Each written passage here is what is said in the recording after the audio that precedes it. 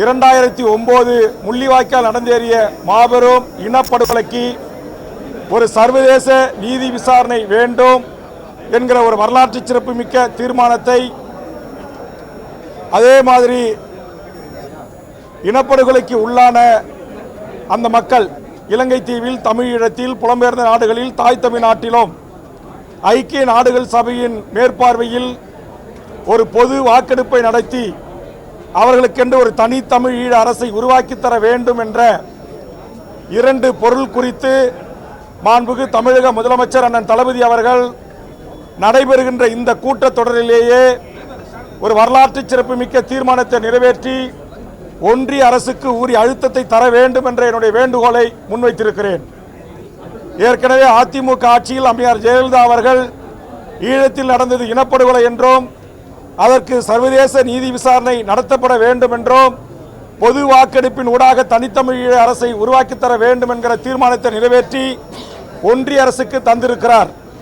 இப்போது திராவிட முன்னேற்ற கழக அரசும் அந்த தீர்மானத்தை நிறைவேற்றி ஒன்றிய அரசுக்கு உரிய அழுத்தம் தந்தால் இந்த ஆகஸ்ட் 15ஆம் நாள் ஐக்கிய நாடுகள் சபையினுடைய மனித உரிமை அமர்வில் 160 நாடுகளைச் சேர்ந்த அரச பிரதிநிதிகளும் மனித உரிமை செயல்பாட்டாளர்களும் பங்கெடுக்கிற காரணத்தினால் அந்த முக்கியத்துவத்தை கருதி இந்த தீர்மானத்தை நிறைவேற்றி தாருங்கள் என்று மாண்புமிகு தமிழக முதலமைச்சருக்கு அந்த இன்றைய சட்டப்பேரவையில் என்னுடைய வேண்டுகோளை முன்வைத்திருக்கிறேன். முதலமைச்சர் அவர்களை கைகூப்பி நான் வேண்டுகோள் வைத்த போது நான் கண்டிப்பாக செய்கிறேன் என்கிற ஒரு சைகை எனக்கு தந்திருக்கிறார். நிச்சயம் செய்வார் என்ற நம்பிக்கையோடு எனது அருமை பத்திரிகை ஊடக நண்பர்களின் வாயிலாக தமிழ்நாட்டில் இருக்கிற தமிழர் அமைப்புகளும் தமிழ் தேசிய அமைப்புகளும் தமிழ் ஈழ விடுதலையை ஆதரிக்கிற தமிழ் ஈழத்தில் நடந்த இனப்படுகொலை என்று சொல்லுகின்ற கட்சிகளும் என்னுடைய இந்த கோரிக்கைக்கு வலு சேர்க்கின்ற வகையில் முதலமைச்சருக்கு கடிதங்களும் வேண்டுகோளை முன்வைக்க வேண்டும். நம்முடைய முதலமைச்சர் அமெரிக்காவுக்கு சென்ற போது உலக தமிழருடைய அமைப்புகளும் அமெரிக்கா தமிழ்ச்சங்கமும் அமெரிக்காவில் வாழ்கின்ற பல்வேறு தமிழ் அமைப்புகளும் ஈழத்தமிழர்களும் ஒன்று கூடி இந்த வேண்டுகோளை முன்வைத்திருக்கிறார்கள். அதையும் நான் சுட்டிக்காட்டிருக்கிறேன். இப்படி ஒரு தீர்மானத்தை நிறைவேற்றி தர வேண்டும் என்று முதலமைச்சரை சந்தித்து கடந்த சில மாதங்களுக்கு முன்பாக ஒரு கடிதத்தையும் முதலமைச்சர் கரங்களிலே நான் தந்திருக்கிறேன். நம்முடைய பேரவையினுடைய ஆவணத்தில் தமிழக சட்டமன்ற கோப்புகளில் அந்த தீர்மானம் அதிமுக ஆட்சியில் ஏற்றப்பட்ட தீர்மானம் அப்படியே இருக்கிறது. அதை ஒரே ஒரு நகல் எடுத்து தற்போதைய தேதியை மற்றும் மாற்றி அந்த தீர்மானத்தை நிறைவேற்றி ஒன்றிய அரசுக்கு அனுப்ப வேண்டியதான் வேலை. நான் பேசுகின்ற போதே சொன்னேன், இதனால் ஒன்றிய அரசுக்கோ மற்ற எந்த பிரச்சனைகளுக்கும் இந்திய இறையாண்மைக்கு எந்த பங்கமும் வந்துவிடாது. அதனால் முதலமைச்சர் நிறைவேற்றி தர வேண்டும் என்ற வேண்டுகோளை முன்வைத்திருக்கிறேன். ஒன்று.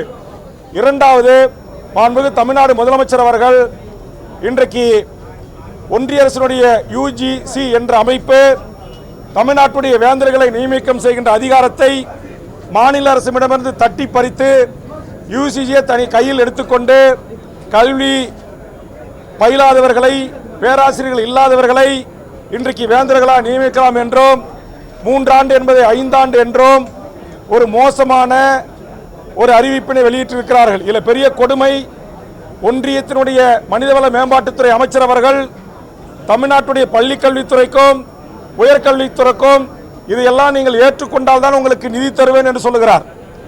₹1 29 பைசாவை மாநிலங்களுக்கு பிச்சை போடுகின்ற ஒன்றிய அரசு லட்சக்கணக்கான கோடியை எங்களுடைய வரி வருவாயின் மூலமாக GST மூலமாக கொள்ளையடிக்கிற ஒன்றிய அரசு ஒரு பாசிச பாரதிய ஜனதா சங் பரிவார கொள்கைகளை உள்வாங்கிய ஆளுநர்களை தமிழ்நாட்டில் நியமிக்கிற கொடுமைகள் தொடர்ந்து அரங்கேறும். தற்போது 6க்கு மேற்பட்ட வைஸ் சான்சலர்கள் இல்லாத காரணத்தினால் மாணவருடைய கல்வி கேள்விக்குறியாக்கியிருக்கிறது.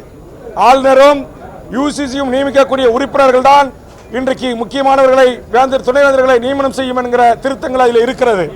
இது தமிழ்நாட்டு மாணவர்களின் கல்வியை பாதிக்கும். அதனால் இன்றைக்கு இந்து பத்திரிகையில் ஏற்ற தினம் இந்து தமிழ் பத்திரிகையில் வந்த தலையங்கம், அதுபோன்று சுரேஷ் என்கிற கல்வியாளருடைய கட்டுரையும் குறிப்பிட்டு பள்ளிக்கல்விக்கு மேடைக்கான கல்வியாளர் பிரின்ஸ் கஜேந்திர பாபு அவர்கள் அறிவித்த இதுபோன்று கல்வி ஒன்றிய மாநில அரசுகள் சேர்ந்து முடிவெடுக்க வேண்டியதை தந்தோன்றித்தனமாக தானா எடுக்கிற சர்வதேச போக்கை தமிழக வாழ்வுரிமை கட்சி கண்டிக்கிறது.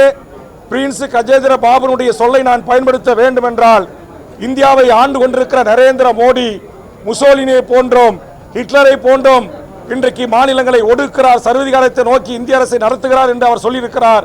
அது பத்திரிகை ஊடகங்களிலே இன்றைக்கு பதிவாகி இருக்கிறது.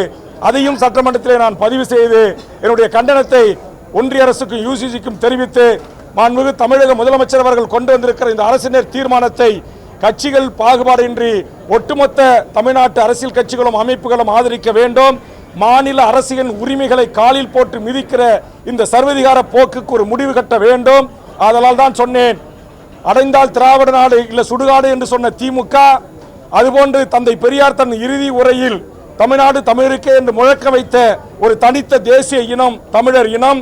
அந்த தமிழர் இனத்தை கல்வியின் ஊடாக சிதைக்கின்ற, இந்தியாவிலேயே கல்விக்கு முன்மாநிலமாக இருக்கின்ற, முன்னோடியாக இருக்கின்ற நம்முடைய தமிழகத்தினுடைய கல்விக் கொள்கையை புதிய கல்விக் கொள்கையின் ஊடாக திணிக்கின்ற பாசிச பாரதிய ஜனதா அரசின் நடவடிக்கைகள் எந்த முனை அளவும் நாம் இந்த மண்ணில் அனுமதிக்க கூடாது.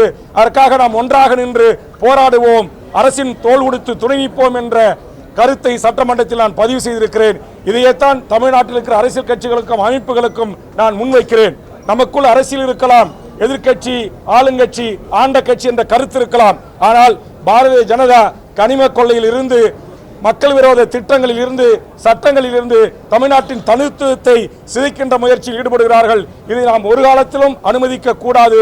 நாம் ஒற்றுமையாக இருந்து சதிகார திட்டங்களுடைய டங்ஸ்டன் தொழிற்சாலையில் இருந்து, நம்முடைய கன்னியாகுமரி கனிம திட்டத்தில் இருந்து, நம்முடைய பரந்தூர் விமான நிலையத்தில் இருந்து, நம்முடைய எண்ணூரை பாதுகாப்பதற்கு மீனவர்களும் தமிழர்களும் போராடுகிறார்களோ, இன்றைக்கு அனல் மின் நிலையம் என்று இந்த விடயங்கள் அனைத்திலும் அதானி துறைமுகத்துக்கு தாரை பார்க்கிற நாசகர மோசகர திட்டங்களை எதிர்ப்பிலே நாம் ஒன்றாக நிற்க வேண்டும் என்று எனதருமை பத்திரிகை ஊடகங்களின் சார்பாக தமிழ் தேசிய அமைப்புகளுக்கும், திராவிட பெரியாரிய இயக்கங்களுக்கும், முற்போக்கு இயக்கங்களுக்கும், சுற்றுச்சூழல் அமைப்புகளுக்கும் வேண்டுகோளை முன்வைக்கிறேன். நன்றி, வணக்கம்.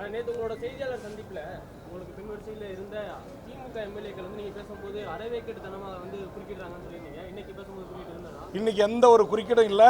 அப்படி ஒரே ஒரு எம்எல்ஏ தான் என்ன நான் பேச வரேன்னு தெரியாமல் நான் முதலமைச்சர் எழுந்துட்டார் உட்கார அண்ணன் தான் சொன்ன, வேறு எதுவும் தவறாக சொல்ல என்று சொல்லிட்டார். சில அமைச்சர்கள் சில எம்எல்ஏக்களே இதற்கு நிலையத்தில் வருத்தம் தெரிவித்து விட்டார்கள். அதனால் அந்த பிரச்சனை இனி அப்படி ஒரு பிரச்சனை வராது. வந்தால் உங்களோடு சொல்லுகிறேன். நன்றி. இல்லை, அது என்னன்னே தெரியல. நேரலையில் நேற்று கூட இன்னும் எனக்கு நான் பேசப்பட்ட அந்த 4 கவன ஈர்ப்புகள் கொண்டு வந்து பேசியிருக்கிறேன். அதனுடைய வீடியோ எனக்கு இன்னும் நம்முடைய செய்தி மக்கள் தொடர்பு துறையிலேருந்து தரல.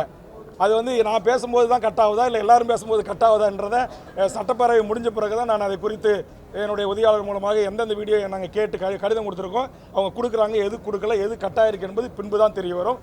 ஆனால் யார் பேரவையில் யார் என்ன வார்த்தைகளை பயன்படுத்தி பேசி அதனுடைய சுருக்கெழுத்து பேரவையினுடைய சட்டமன்ற சுருக்கெழுத்தர்கள் பதிவு செய்கிறார்களோ, தாங்கள் என்ன பேசி அங்கே பேசணுமோ அதை அத்தனையும் வீடியோ வடிவாக செய்தி விளம்பரத்துறை தமிழ்நாடு அரசு கண்டிப்பாக எங்கள் கைகளிலே கொடுக்க வேண்டும். அப்போதான் நாங்கள் மக்களுக்காக, தமிழுக்காக, மொழிக்காக, இந்த சதிகார திட்டங்களுக்காக பேசியிருக்கிறோம் என்பதை எங்களுடைய வாக்களித்து எங்களை தேர்வு செய்யப்பட்ட மக்களுக்கு கொண்டு போய் சேர்க்க முடியும். இன்றைக்கி கூட காலைல கேள்வி அவரில் எங்கள் மிகப்பெரிய மழை வெள்ளத்தால் பல கிராமங்கள் பகண்டை உள்ளிட்ட பல கிராமங்கள் பாழாகியது. அதை பட்டியலிட்டு நான் அந்த வேண்டுகோளை முன்வைத்திருக்கிறேன். அப்போ அது எனக்கு கொடுக்கல, பிரிண்டிங்கிலும் தரல, வீடியோ வடிவிலும் தரலன்னா எப்படி நான் பேசுறது மக்களுக்கு போய் சேரும்? ஆக மக்கள் எதுக்கு உங்களை நாங்கள் ஓட்டு போட்டு தேர்ந்தெடுத்தோம், எங்களுடைய வழிகளை எங்களுடைய வேதனைகளை பேசுனீங்களான்னு கேள்வி கேட்கும்போது எப்படி நான் உங்களுக்கு பதில் சொல்ல முடியும்? அதனால் அதில் 234 எம்எல்ஏக்கள் ஆளுங்கட்சி எதிர்கட்சி கூட்டணி கட்சியெல்லாம் பார்க்காம எல்லாருக்கும் அவர்கள் கைகளில் அவருடைய ஸ்பீச் காப்பி கிடைக்குது, அதில் எந்த தடையும் இல்லை. அதேமாதிரி வீடியோ வடிவிலும் கொடுக்கணும் என்பது தமிழ்நாடு அரசுக்கும் செய்தித்துறைக்கும் மாண்புமிகு தமிழக முதலமைச்சருக்கும் நான் ஊடக பத்திரிகையுடனாக வேண்டுகோள் வைக்கிறேன்.